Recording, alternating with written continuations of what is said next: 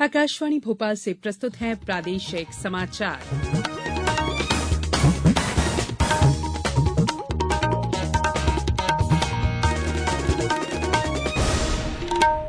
नमस्कार, समाचारों के साथ मैं संयुक्ता बनर्जी। सबसे पहले इस बुलेटिन के मुख्य समाचार। प्रदेश में बीते 2 वर्षों में 3,48,000 हेक्टेयर क्षेत्र में सिंचाई क्षमता विकसित की गई। मुख्यमंत्री ने राज्य में विभिन्न स्थानों पर गौ अभयारण्य शुरू करने और गौ वंश बढ़ाने पर जोर दिया। केंद्र सरकार ने एफएम रेडियो चैनलों से नशे और गन कल्चर को बढ़ावा देने वाले गानों का प्रसारण नहीं करने को कहा। और जर्मनी और Belgium FIFA world cup football से बाहर, जबकि जापान और स्पेन नॉकआउट 16 में पहुंचे। अब समाचार विस्तार से। विगत 2 वर्षों में प्रदेश में 3,48,000 हेक्टेयर सिंचाई क्षमता विकसित की गई है। साथ ही 126 नवीन परियोजनाएं आरंभ की गई। ये जानकारी प्रदेश के जल संसाधन, मछुआ कल्याण और मत्स्य विकास मंत्री तुलसीराम सिलावट ने मुख्यमंत्री को दी। श्री सिलावट ने बताया कि विभाग ने वर्ष 2020-21 और 21-22 में 840 करोड़ रुपए से अधिक की राजस्व वसूली की। वर्ष 2020-21 में 148 करोड़ और 2022-23 में अब तक 186 करोड़ स्टैंडर्ड फ्राइमट्स बीज का उत्पादन किया गया। मुख्यमंत्री से मुलाकात के दौरान श्री सिलावट ने जानकारी दी कि मछुआ कल्याण और मत्स्य विकास विभाग ने वर्ष 2020-21 से 2022-23 की अवधि में अब तक 59,630 किसान क्रेडिट कार्ड जारी किए। मत्स्य उत्पादन में भी प्रदेश में लक्ष्य से अधिक उपलब्धि अर्जित की गई है। भेंट के दौरान विभाग की गत 2 वर्ष की उपलब्धियों पर केंद्रित पुस्तक भेंट की गई।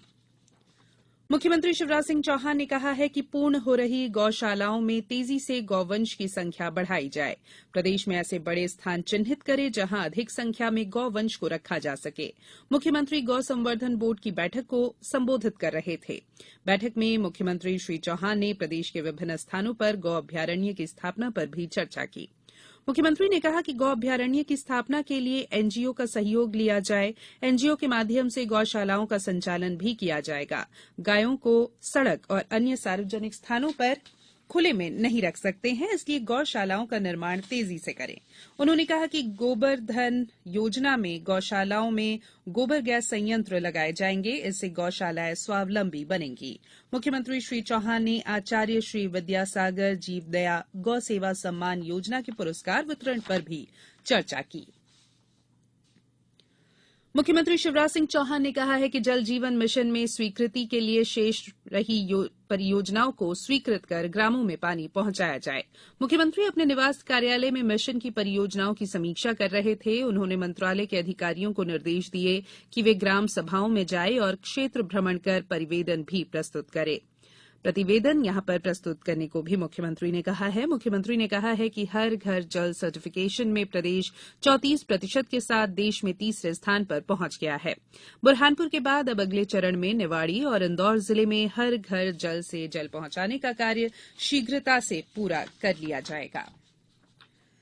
जल, जंगल और जमीन से जुड़े फैसले अब भोपाल से नहीं, गांव की चौपाल से किए जाएंगे। प्रदेश के 89 जनजातीय बहुल्य विकास खंडों में पेसा एक्ट लागू किया गया है। ये बात मुख्यमंत्री शिवराज सिंह चौहान ने बड़वानी के विकास खंड सेंधवा के ग्राम चाचरिया में पेसा एक्ट जागरूकता सम्मेलन को संबोधित करते हुए कही। मुख्यमंत्री श्री चौहान ने कहा कि मध्यप्रदेश में पेसा एक्ट किसी गैर जनजातीय समाज के खिलाफ नहीं है। ये जनजातीय समुदाय को और मजबूत करने के लिए है।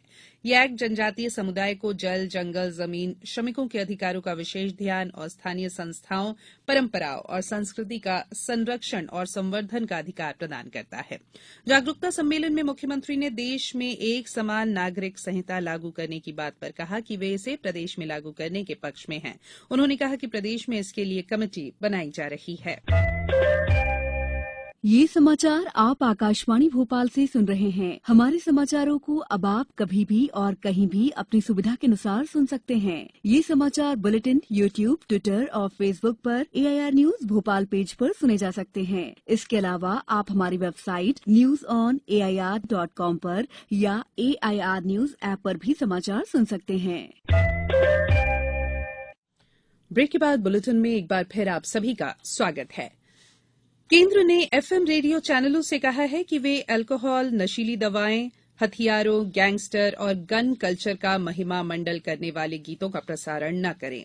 सूचना और प्रसारण मंत्रालय के परामर्श में कहा गया है कि ऐसे गीतों और विषयों का प्रसारण आकाशवाणी कार्यक्रम आचार संहिता का उल्लंघन है।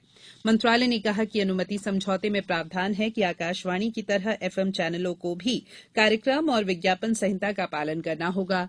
परामर्श में कहा गया है कि संहिता के उल्लंघन पर अनुमति समझौते के नियमों और शर्तों के अनुसार दंडात्मक कार्रवाई की जाएगी। ये भी कहा गया है कि ऐसे विषय बच्चों पर दुष्प्रभाव डालते हैं और गैंगस्टर संस्कृति को बढ़ावा देते हैं। मुख्यमंत्री जन सेवा अभियान के बारे में मुख्यमंत्री शिवराज सिंह चौहान ने कहा है कि नर्मदापुरम संभाग के बैतूल में मुख्यमंत्री जन सेवा अभियान के स्वीकृति पत्र वितरण के पहले कार्यक्रम को उच्च स्तरीय और बेहतर स्वरूप में किया जाए। मुख्यमंत्री जन सेवा अभियान के तहत बैतूल में होने वाले कार्यक्रम की समीक्षा कर रहे थे।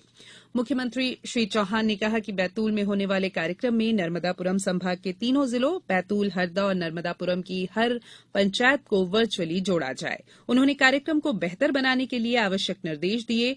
मुख्यमंत्री श्री चौहान ने कहा कि जनप्रतिनिधियों के माध्यम से हितग्राहियों को स्वीकृति पत्रों का वितरण हो। नगरीय निकायों के वार्डों में जहां कार्यक्रम हो वहां पार्षदों और अन्य जनप्रतिनिधियों के माध्यम से स्वीकृति पत्र वितरित हों। पिछले महीने माल और सेवा कर राजस्व का संग्रहण 1,45,000 करोड़ रुपए से अधिक रहा। ये लगातार 9वां महीना है जब जीएसटी राजस्व संग्रहण 1,40,000 करोड़ रुपए से अधिक का हुआ है। बात करेंगे फीफा वर्ल्ड कप की। जर्मनी और Belgium FIFA world cup football से बाहर हो गए हैं, जबकि जापान और स्पेन नॉकआउट 16 में पहुंच गए हैं। ग्रुप ई के मुकाबले में जर्मनी ने कोस्टारिका को 4-2 से कल हराया। इस जीत के बावजूद जर्मनी की टीम अंतिम 16 में जगह नहीं बना सकी। ग्रुप ई के ही एक अन्य मैच में जापान ने स्पेन को 2-1 से हराकर प्री क्वार्टर फाइनल में प्रवेश कर लिया। स्पेन और जर्मनी के 4-4 अंक रहे, लेकिन बेहतर गोल अंतर के आधार पर स्पेन ने अंतिम 16 के लिए क्वालिफाई कर लिया। प्री क्वार्टर फाइनल में जापान का सामना क्रोएशिया से होगा, जबकि स्पेन मोरक्को की चुनौती का सामना करेगा। इससे पहले ग्रुप एफ से मोरक्को और क्रोएशिया ने प्री क्वार्टर फाइनल में जगह बनाई। मोरक्को ने अपने अंतिम ग्रुप मैच में कनाडा पर 2-1 से जीत दर्ज की। मोरक्को 7 अंक लेकर ग्रुप में शीर्ष पर रहा। 1986 के बाद मोरक्को की टीम पहली बार नॉकआउट चरण में जगह बनाने में सफल हुई है। ग्रुप एफ के एक अन्य मैच में बेल्जियम और क्रोएशिया के बीच मुकाबला गोल रहित बराबरी पर समाप्त हुआ। थाईलैंड में एशिया जूनियर बैडमिंटन चैंपियनशिप के अंडर 17 वर्ग में भारत की उन्नति हुड्डा ने लड़कियों के सिंगल्स क्वार्टर फाइनल में जगह बना ली है। प्री क्वार्टर फाइनल में कल उन्नति ने थाईलैंड के नचावे सिथितिरानन को 21-11, 21-19 से हराया। अंतिम 8 में आज शीर्ष वरीयता प्राप्त उन्नति का सामना दक्षिण कोरिया की मिन जी किम से होगा। अंडर 17 वर्ग में भारत की 2 डबल्स जोड़ियों ने प्री क्वार्टर फाइनल में जगह बना ली है। अब कुछ समाचार संक्षेप में। कटनी जिले के ग्राम सिलौड़ी से जनजातीय गौरव यात्रा का खजुराहो कटनी सांसद वीडी शर्मा ने कल शुभारंभ किया। नगर निगम खंडवा और तरंग वाहिनी महिला मंडल के द्वारा शासकीय मोहनलाल स्कूल में स्वच्छता की पाठशाला आयोजित की गई। विश्व एड्स दिवस पर आगरमालवा जिला चिकित्सालय में शिविर आयोजित किया गया। निवाड़ी में अमर शहीद चंद्रशेखर आजाद शासकीय स्नातकोत्तर महाविद्यालय में विश्व एड्स दिवस पर एड्स जागरूकता कार्यक्रम आयोजित किया गया।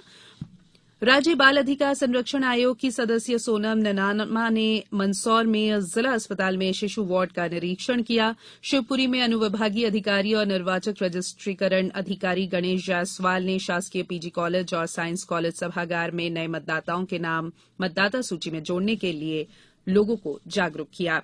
कोविड से बचाव के लिए नाक से दी जाने वाली भारत में विकसित दुनिया की पहली वैक्सीन को केंद्रीय औषधि मानक नियंत्रण संगठन की मंजूरी मिल गई है।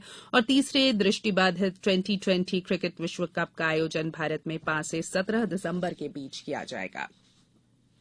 अंत में बुलेटिन के मुख्य समाचार एक बार फिर।